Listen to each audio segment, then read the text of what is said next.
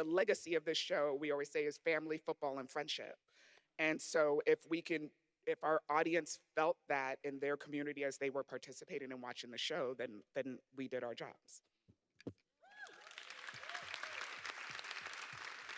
And I've always loved the soapy element of the shows. I know we've talked several times about your love of soap operas, and I feel like and I feel like we could see that embedded within the DNA of the show as well, even though it is a younger skewing show. And I think that's the reason why it so has mass appeal as well.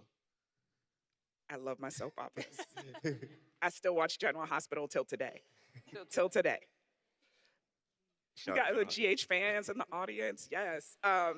But and also that's what high school was. Like everything was so high stakes. Every relationship, it was like, oh my God, we broke up. I'm gonna die. I'll never love again. But that's what it felt like in high school. Like, when my high school, I went to boarding school in England, and when my high school boyfriend and I broke up, I left the continent. I literally was like, I can't go to university in England. And my mother was like, what? Thankfully, I got into an American university and I left the continent. But I was like, we're just dramatic in high school. And so to be able to, that's the beauty of the high stakes of young adults. Everything feels so final. Everything you're experiencing love for the first time. You're experiencing, loss for the first time. And there's no better stakes than that. And also, the reporter in me has to ask a question to try to, get a little bit of information.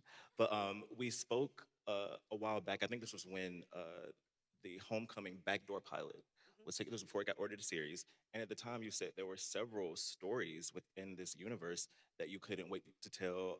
You had a lot of ideas you were working on. Since we are talking about legacy, could we get a little bit of information about some other stories that you wanted to explore within this universe? Well, the great thing is actually having, because we had that conversation season three, Yeah, season yeah. three. The beauty is, I didn't realize we were going to stay on that long. So many of those stories I was able to incorporate into the mothership.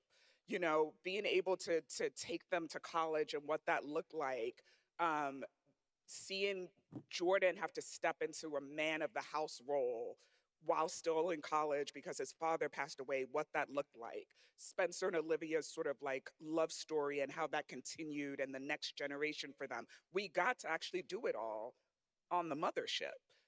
Seeing Coop through law school was, I mean, that could have been its own spinoff by itself, but we stayed on the air. And so I got to do it on the mothership. And I think for me, I was so grateful because it meant I was doing it with my original cast, with my original writers, with our original crew. We had so little turnover in crew. 95% of our crew were there from episode one, season one. So we got to do it all.